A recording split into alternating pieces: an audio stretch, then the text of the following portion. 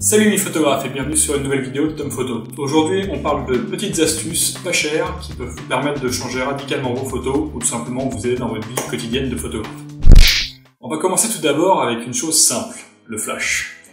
Aujourd'hui clairement tout le monde a un petit appareil comme celui-là avec son magnifique flash pop-up donc qui est juste là.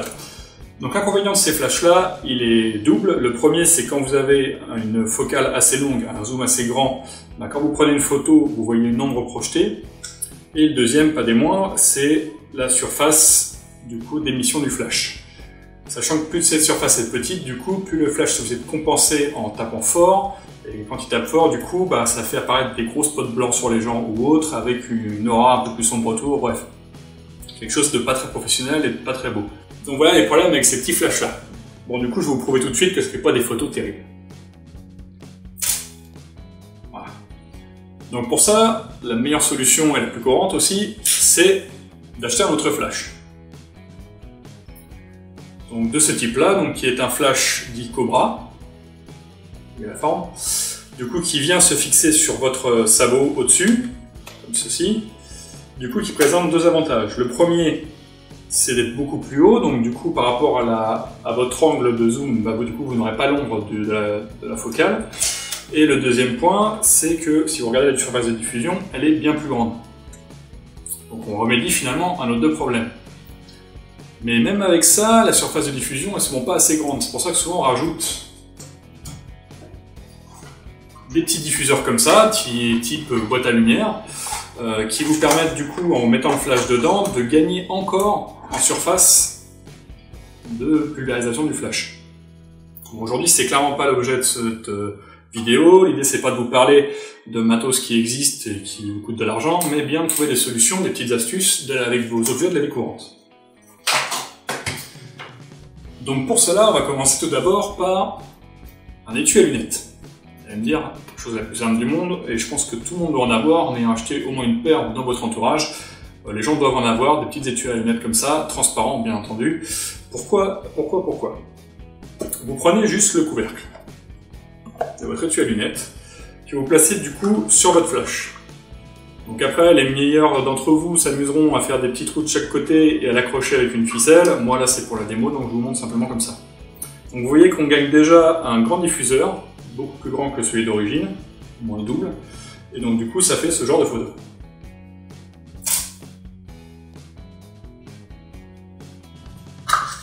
Donc voilà, ça c'est une première solution. Une autre solution, vous êtes en soirée, vous n'avez que votre petit flash, vous avez trouvé l'astuce de la magnifique boîte transparente géniale et vous en avez une chez vous mais vous l'avez oublié. Comment faire? Alors une autre solution, c'est d'utiliser tout simplement ça. Alors oui, ça tue, mais quand il est vide, ça peut aider. Donc c'est tout simplement un petit paquet de cigarettes. Donc typiquement, toutes les marques le font et ont tous un revêtement métallique dedans. Les Marlboro ou certaines autres sont un peu meilleures parce que du coup le revêtement est très clair, est type alu. Là où sur les Lucky c'est assez foncé. Bon, je fais pas de pub parce que de toute façon ça n'a aucun intérêt. Bon, l'idée c'est que comme vous ne les fumez pas, vous piquez les paquets de ceux qui osent fumer et du coup comme ça vous êtes tranquille. Et donc du coup grâce à ça vous faites votre petit montage. Je vais vous montrer tout de suite ce que j'ai fait.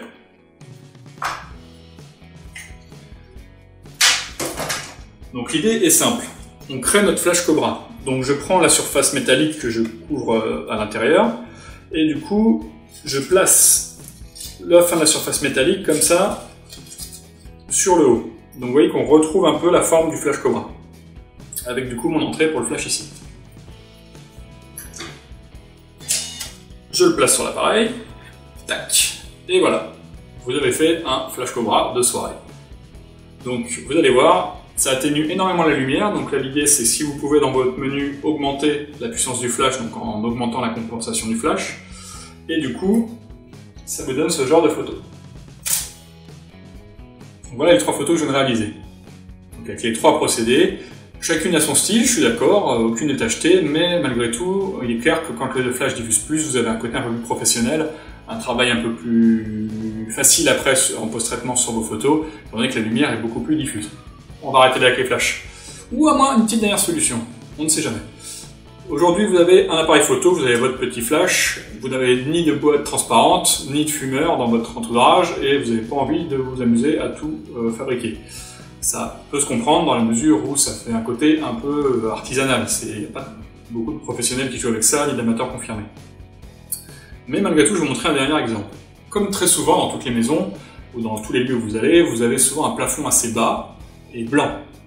Donc l'idée c'est de se servir de ça pour refléter la lumière. C'est un procédé qu'on se sert énormément en photo, même avec des gros flash Cobra. Et du coup, ça vous permet typiquement de refaire une photo, mais en se servant du coup de la réflexion du plafond, qui est bien plus grande que n'importe quel autre réflecteur. Donc c'est ça, vous prenez votre main, que vous placez devant, pas trop près pour pas cacher trop de puissance, mais du coup assez loin pour que du coup la lumière remonte vers le haut et pas directement vers votre sujet. Donc c'est simple. Voilà, et voilà le type de photo que ça produit. Bon, on arrête là avec les flashs. Maintenant, je vais vous montrer 3 astuces avec de petits accessoires. Donc, typiquement, votre batterie, votre carte mémoire et vos protèges objectifs. Comment arriver à les gérer au quotidien et pour que ça ne vous embête plus du tout. C'est des astuces simples, on continue. Donc, je vais commencer tout d'abord par la batterie. Donc, si vous regardez les batteries, en général, elles sont livrées avec un petit protège comme ça pour justement protéger les petits connecteurs que vous avez là, connecteurs de charge et du coup d'alimentation.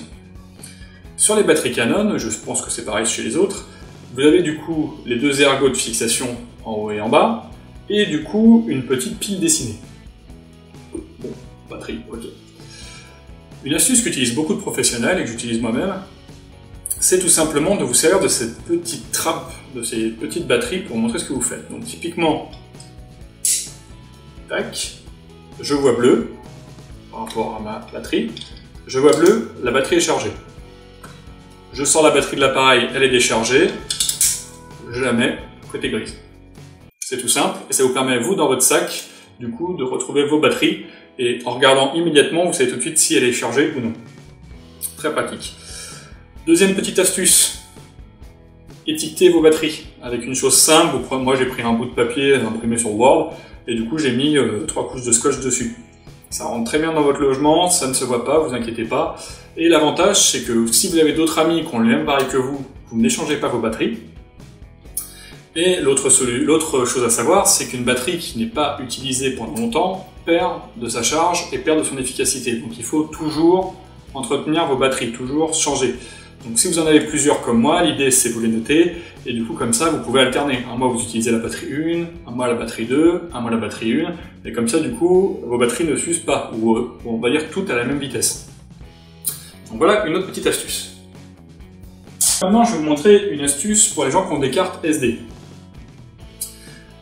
La Compact Flash aujourd'hui elle a très peu de problèmes parce qu'elle est quand même assez résistante, assez grosse et du coup les petits picots sont très fins, donc à part balancer votre carte mémoire dans du sable, normalement vous devriez pas avoir de problème avec. C'est pas du tout le cas de la carte SD, qui a du coup est beaucoup plus fine, bon incassable quand même on est d'accord, et du coup par contre a ces contacts qui peuvent s'oxyder très vite, qui peuvent vite s'allumer. Donc l'astuce est simple. Aujourd'hui quand vous avez votre appareil photo, je vais le ranger, vous avez 2 types de protection.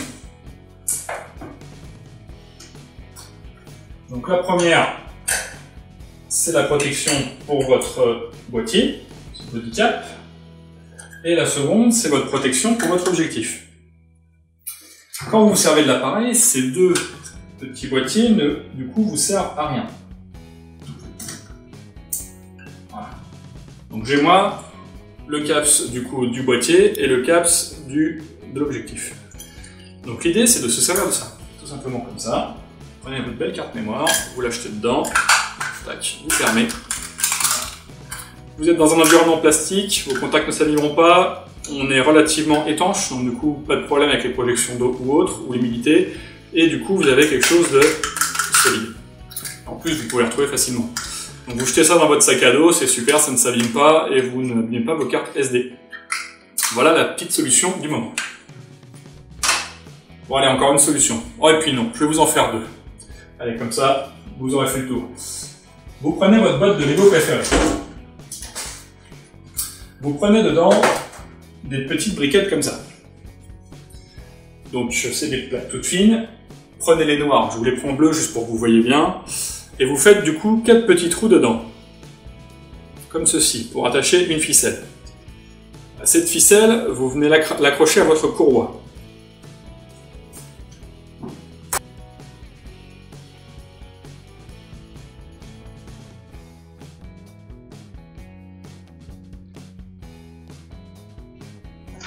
Bon voilà, on s'est amusé petit tous les jours avec. Aujourd'hui, c'est d'utiliser du coup cette petite brique de marque, je n'ai pas le droit de prononcer, mais qui commence par les, qui finit par go. Donc pour vous aider dans votre vie quotidienne. Donc vous fixez celle-là. Donc vous voyez, je l'ai juste fait 2 nœuds derrière avec les 2 petits trous que j'ai creusés. Prenez bien sûr des briques noires avec des ficelles noires. Ça ira mieux avec le reste, ça sera plus discret. Et vous, du coup, prenez une autre petite briquette de la même taille que vous collez du coup ici, à l'avant de votre protège objectif. Ok? Voilà, mon montage est prêt. Alors, la chose est très simple. Vous vous servez de l'objectif, tac. Tiens, j'ai envie de prendre des photos. Bah, tout simplement, vous allez venir enclipser, tac, votre protection sur le Lego. Vous ne la perdez plus, elle n'est plus au fond de votre sac, elle n'est plus au fond de votre poche, elle ne tombe pas quand vous vous accroupissez, voilà, c'est parfait. Moi, je l'ai mis tout près là pour vous la montrer, l'idée c'est de la mettre un peu plus haut. Mais bon, du coup, voilà, vous avez votre caps qui est toujours avec vous, et du coup, comme ça, vous pouvez prendre vos photos comme vous voulez. C'est assez discret, et l'avantage, c'est que peu importe comment vous la prenez, que vous arriviez en biais, de face, de côté, machin, ça sera toujours nickel. Voilà une petite astuce facile à faire avec vos vieilles briques de Lego. Oups. Bon, enfin, dernière astuce. Aujourd'hui, vous avez tous un petit boîtier comme ça, avec du coup la possibilité d'y rajouter un grip. Donc un grip d'alimentation, c'est tout simplement ça. C'est-à-dire la possibilité d'avoir une poignée supplémentaire, donc qui sera une poignée verticale, et en même temps un logement pour 2 batteries. C'est effectivement excessivement utile en portrait.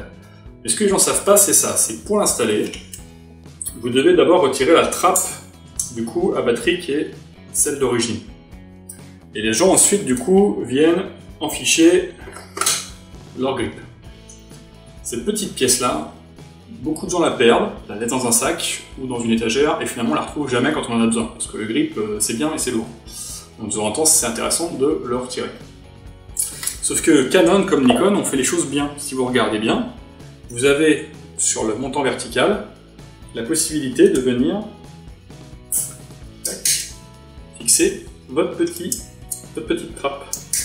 Tac, et ça rentre toujours aussi parfaitement dans l'appareil. L'avantage, c'est que du coup, vous avez votre appareil complet avec la petite trappe au cas où vous changez de grip et du coup, plus aucune chance de la perdre.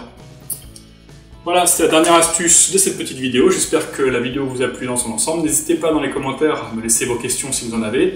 Et je n'hésiterai pas surtout, moi, à faire une vidéo sur les astuces esthétiques en gardant toujours le même état d'esprit qui est de dire on fait des choses pas chères mais qui rendent bien. Donc voilà, si ça vous a plu, abonnez-vous à la chaîne et je vous dis à très bientôt. Salut!